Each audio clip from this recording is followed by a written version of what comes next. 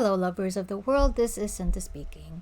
I love journaling and I love listening to music, so I've decided to combine them. Welcome to Music and Monthlies, the series where I summarize what I listened to in the previous month and set up my journal for the next one. This is a way for me to keep track of all the music I've discovered and a way for me to exercise my skills in analyzing and expressing my opinions on music better. This video, we're going over what I listened to in November and set up my journal for December. And again, Into the Light by Panopticon. This is an album by a band I have never heard of, but I chose to listen to them because I thought their band name was cool, the Panopticon. Can you imagine that? I've been trying to expand my tastes in regards to heavier and harsher genres like noise wall and black metal, and I've been testing the limits of my own tastes that way by throwing myself into the deep end. It has worked for me in the past. I found really interesting stuff that without needing to ease myself into that genre, and it worked pretty well. But that being said, I didn't really like this one because I think I wasn't able to digest it in the way that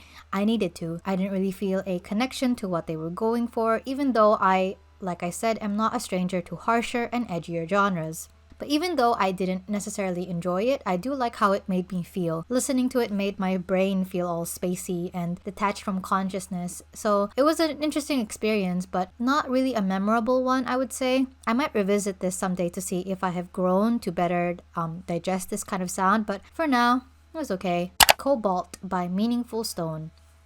Okay, this EP was such a slay. We love a versatile queen. So as you know, I've talked about this a few months back, but I really loved Meaningful Stone's album from 2020, Call From My Dream. So I was surprised to see that she would release another project so soon, basically a year after. And I was even more surprised at her switch in concepts, genres really. She definitely uses a lot more of her lower register here, and it gives the EP a distinctly grungier tone compared to her 2020 album, where she very much leaned heavily on that really airy and delicate vocal delivery. If I was going to put labels on it, A Call From My Dream definitely sounded a lot more, I guess, feminine, whereas Cobalt had a lot more of a masculine, like I said, edgier tone. And you can see that even in the music video, where the title tracks for this one, being Cobalt and Dancing in the Rain, featured a lot more of the singer of Meaningful Stone in, I guess, a lot more masculine, and I don't know how else to describe it except like punkier or like more alternative fashions. So not just in the, musical style, but also in the visual style of, it's very apparent that Meaningful Stone is definitely going for something new. In this album, there's a lot of wailing, and I really love music like that. It reminds me, my friend actually compared her a lot to Willow Smith's vocal delivery in her own work. And I can see why he would say that, and I can also see why I would be drawn to both Willow Smith and Meaningful Stone's vocal deliveries. It honestly kind of felt like it overshadowed all the other new releases that I listened to this month because I could just not stop repeating and replaying this EP. My favorite songs were Cobalt and Dancing in the Rain. I was just obsessed with those two songs. How Long Do You Think It's Gonna Last by Big Red Machine. I mostly listened to this album because of the Taylor Swift feature, which I did love. I think she sounded amazing. But the rest of the album was a little too subtle for me to appreciate at this moment in time, partly because it was overshadowed by other projects that I love, not just the one I mentioned earlier, but further down the line of this list, but also because this album is obviously very sad. It's very moody, and the atmosphere is very, I guess, depressed, and I just haven't been able to connect with that kind of music lately because I guess I've been in a pretty good place, and it's hard to relate to that when you don't necessarily want to bring yourself down to that kind of emotional state, if that makes sense. And similar to the Panopticon album that I mentioned earlier, this was a bit of a miss for me right now, but I could definitely see myself liking it in the future if I gave it another shot, or even if conditions were just slightly different. I would be more open to listening to this kind of music if, I guess, I was sadder. But that's not really a trade-off that I think is fair. But yeah, as such, this was a fine album. And yeah, Xoxo by John Saw Me. So I made a whole video talking about this last week, where I pretty much analyze and talk about each track in depth. Therefore, I won't repeat any of that here. But long story short, I enjoyed all the songs in the album, but I do wish that the company decided to put more thought into how the album would be arranged and therefore would sound holistically as a project. I know that thing is basically to just put out songs and the consumers would buy it up. But I think that when everything could be, if you could take the necessary steps, and even something as small as like arranging the tracks a certain way, if something like that presented itself to you, you should take it if it makes the album listening experience better. But yeah. Time About by Yukika. So I feel like Yukika is a victim of the times. Back when she debuted years ago, she was doing something that not a lot of people were doing, which was centering their musical identity around retro city pop. And I thought that was kind of like a smart move, considering that big resurgence around city pop because of Plastic Love by Maria Takeuchi. I hope that's her name. So I thought that following in those footsteps was a really good idea, trying to capitalize off of that new audience and that new wave of listeners. However, with the rise in city pop's popularity, alongside this voracious hunger for synthwave and synth pop that has kind of emerged following The Weeknd's album from 2019, instead of being able to capitalize off of that, I feel like Yukika has been left behind while everybody else has been able to make leaps and bounds with that kind of music. Or at least I think she's missing something that I personally look for in my own personal hunt for retro city pop music. And it's kind of sad because when she debuted, I was really excited about her and I was really, impressed by the fact that she was doing something that was different to everybody else. But now she kind of just seems, I don't know. Love Erin by Beck.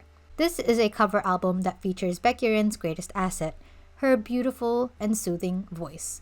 It is so classically Erin that it's kind of amazing that these were not originally written by her. Like, you'd listen to it and you'd just be so surprised to know that this wasn't originally her own songs, but in fact they're actually covers. But that's just a testament to the prowess of her vocal delivery and like the way she's able to just turn something that is not hers into something that does sound like hers. None of the songs in the track list were songs I was already familiar with, so I listened to the EP more or less entirely blind, with no idea of how much Erin changed the original. So the first listen, I thought it was mostly pleasant. Erin's voice has always been incredibly beautiful, but the EP didn't really introduce anything that I wasn't already familiar with. It was just the typical Erin style, And my love for her participation in the first Volunteers album earlier this year, where she sounded entirely different, only exacerbated that feeling of not really experiencing anything new. Because Erin in the Volunteers sounds entirely different to her as a solo artist, and I was so much more impressed with her performance in the Volunteers than I was in, like, say, this EP. However, I did gain a new appreciation for the EP after listening to the original songs, and I was just impressed at how she was able to transform a song that, again, wasn't written by her into something that she has made for herself. Right Through Me by Even of Day. All things considered, I'm glad that Day 6 are still doing things, even if it's with reduced members. With Sungjin in the military and Jay doing his own thing, I'm just happy to see that the others are still able to make music, and great music at that. In a time where everyone and their mothers are doing retro sounds and throwing gated reverbs everywhere, it is nothing short of a miracle that Even of Day can simultaneously sound refreshing and new, but also so evocative of the past that they desire to bring back. There are times where I wish Sungjin had sung a certain part instead, but that might be my bias showing, as he is definitely my favorite vocalist and I just miss hearing his output already, even though it hasn't even been that long since he left. But yeah, my favorite song is We or Urin. I think it's amazing, but yeah, sometimes I listen to it and I wish that I could hear Sungjin's take on such an amazing song. As such, great EP. The Village of Perception, Chapter 1 by Billy. Speaking of great EPs, this was insane. In a good way, in an interesting way. Billy is a newly debuted girl group following the end of the survival TV show Girl Planet 99, which is, something that always kind of happens after every survival TV show, which is that companies are rushing to debut their new groups to capitalize off of their screen time from that TV show. In this sense, I think a few members participated in Girl Planet 99, and honestly, I'm kind of glad that they were able to debut in Billy, because this is such a bonkers debut.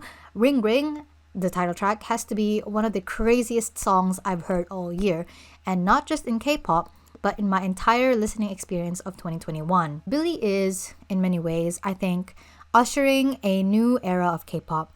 It's both exciting and terrifying at the same time, truthfully. I do wish I was more musically knowledgeable enough to talk about the rise of hyperpop and more experimental elements that are typically relegated to subcultures showing up in such a capitalistic and, mainstream genre like K-pop. But I don't have that knowledge and I can't talk about things that I don't understand. But that being said, something is definitely going on in K-pop where companies are continuously pushing the boundaries farther and farther by incorporating more and more bonkers elements to the point where it's basically unrecognizable as K-pop in a lot of ways. And while it has been a trend in the background for a long time to incorporate such experimental elements, and that has been, slowly achieving mainstream status in its own way, 2021 has been the year where it has become, I think, the most prominent or the most noticeable. That could be for a lot of reasons. That could be because the competition of the industry has just kept trying to find new and more innovative ways to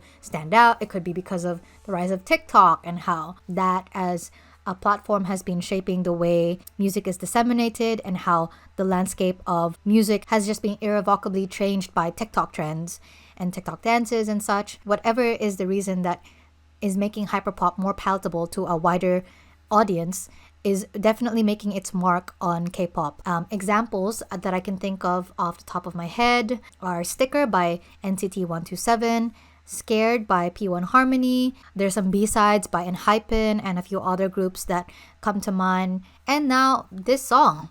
I love comparing everything to the Death Grips. Anytime I hear something experimental, I'm like, whoa, the Death Grips? And I know it's a bit overkill, but this is my channel and I get to do what I want. But anyway, Ring Ring sounds like a Death Grips instrumental cosplaying as a Japanese rock song that was later incorporated as the opening for an edgy shonen anime. That is to say, it sounds fucking incredible, and it sounds like something I had never heard of before. EP is really surprising in a lot of ways. One, it follows the suit of its crazy title track by featuring a lot of really interesting songs, but it also features many of the K-pop staples like the Rainy Day R&B track and the quintessential K-drama-esque ballad. And I was just thinking, like, even with such a crazy concept and title track like this debut, it seems that it is not safe from the vice-like grip of the K-pop trends of the industry, if that makes sense.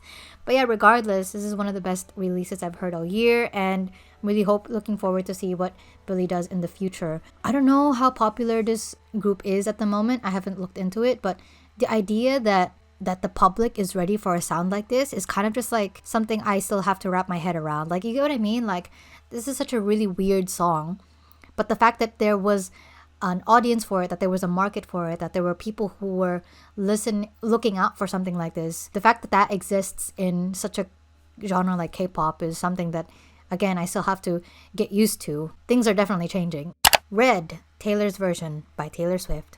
This is actually the first time I heard Red in its entirety because I never really got around to listening to the original. I know I'm a fake fan, so I guess I just had very little experience and very little emotional ties to this album prior to listening to Taylor's version. But now that I've listened to Red, I can definitively say that this is my least favorite Taylor Swift album. I know that everybody loves it, but I guess I'm just like different. Nah. But I don't know. Especially since I've listened to quite a lot of Taylor Swift albums already. I'm a big Taylor Swift fan. But for some reason, Red is just not hitting right. In the Taylor's version, some of the magic of certain songs are definitely lost.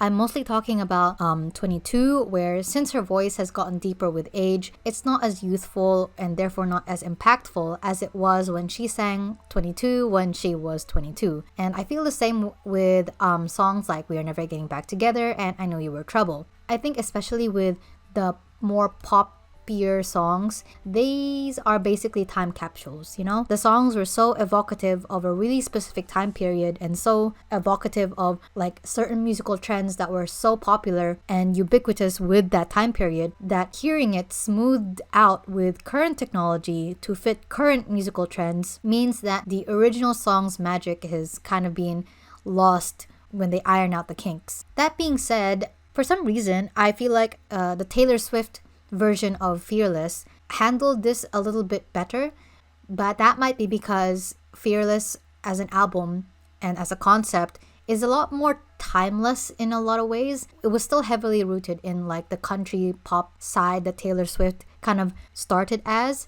So there wasn't really much that you can do in terms of production to change it, I guess, like as opposed to the more time specific genres and musical styles that Red came out of. It was necessary for the production to kind of try to iron out those kinks, but I guess that's why it was really noticeable for me listening to Red Taylor's version and comparing it to Fearless Taylor version. I hope I explained that properly. But the one thing that Red does better than Fearless is that I think the Volt songs in Red are better than the ones in Fearless. There are some standout memorable ones, like Nothing New, which is cool because Swift and Bridger's voices are really different to each other. Swift's voice being bright and sweet, whereas Bridger's voice is obviously more rooted in the indie and alternative genre with her raspy, sad tone, but they've somehow managed to marry those different tones together. It reminds me of the first time I heard Taylor Swift with Bon Iver in the Folklore album, where they're both very distinctive and very different timbres, but they just make it work somehow. And that's just entirely due to, you know, expert songwriting and producing. So Babe, which is one of my favorites, gives me the vibes of early 2000s female singer-songwriter pop. And I don't know, listening to it kind of takes me back to, I guess, when I was young, so maybe that's why I like it a lot. And finally, I Bet You Think About Me is the song that probably has stuck with me the most. It was just really exciting to hear Taylor Swift dive back deep into her country roots. And I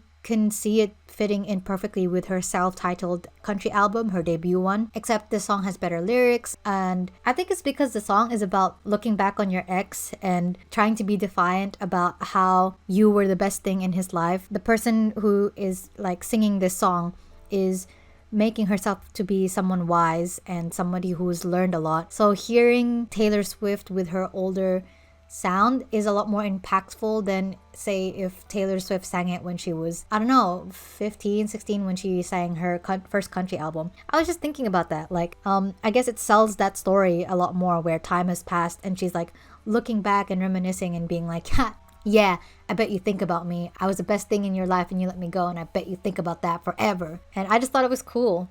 Crazy how Taylor Swift still sticks with you after so many years. Okay, and really briefly, I just want to go over the new songs in the sticker repackage from NCT 127. So there's 3 new tracks: Love on the Floor, Favorite, and Pilot. I really like Favorite a lot more than Sticker. I think it's because Sticker was trying something new but fell flat on its face, at least for me. I don't know how others feel, but I think Favorite was just a better song in a lot of ways. It's very much an NCT 127 song. Love on the Floor to me sounds like Pussy Boots the House Down, but like low key. I described it to my friend like it's the kind of thing you'd hear at the VIP section of the club. They're classy. They don't bother with like trashy loud club music. They're too sophisticated for that. They just know that they're above everybody else, and the music reflects on that. That is to say, I really like the song. Actually, I like all the songs in the repackage. Pilot was giving me some type of like Backstreet Boys vibe, I guess, but maybe that's just because it's like cheesy and, you know,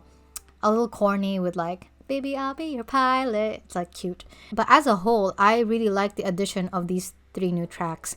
I do wish that with the repackage, they would have done a little bit better at organizing the track arrangement, because oh my god, I think I'll talk about this in the future, but like I am so sick of K-pop albums not thinking through the track order of stuff, because the sticker album, oh my god, the whiplash of like one song and then another song, it's like the different moods. But anyway, I'm rambling. And then the final album that I want to talk about this evening is called Unlimited Ammo by Nameseda. Nameseda is one of A.G. Cook's hyperpop girlies, and honestly, I'm really surprised and in fact really indignant at how little streams she's pulling in, considering that this album is perfect. It's perfect hyperpop. It's flawless. I just think that she should be talked about more. And it's kind of weird. And maybe just hyperpop isn't as big as I imagine it to be, but like this is like, it's just weird in this day and age where edgy hyperpop is like just continuously rising to popularity, and the juggernaut that is TikTok blowing up the stupidest remixes on the planet as sound trends. It's just so weird to me, and it's a complete crime that none of the songs in this album have blown up on the app yet. It's just like a recipe for virality, in my opinion. Like, get me on the phone with Charlie D'Amelio and I'm gonna pay her to make a funny dance to any of these songs.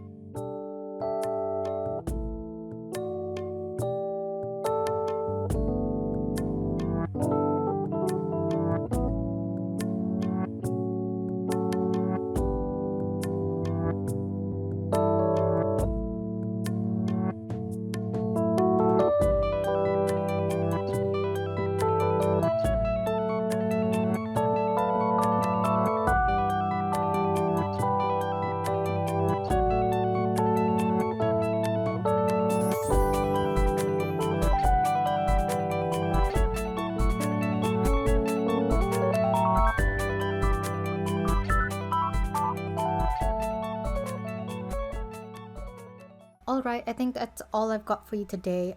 I've been really terrible with keeping up my usual posting schedule because I've been struggling with my hyperfixations lately, and I need to know how to cope with that better. But anyway, don't ask. If you enjoyed watching this video, please press like. If you want to see more of my work, subscribe. All my social media links are listed in the description, alongside my Patreon and my Coffee pages, in case you guys want to support my work. I'm just gonna try and get as much work out this month as I can. I did have a schedule, but that just got thrown out the window because I have not been productive lately. But I did have a lot of plans and ideas that I am gonna try and get out. So keep an eye out for that, and I'll see you guys next time. I don't know when that will be, but I really hope it'll be soon. Okay, bye.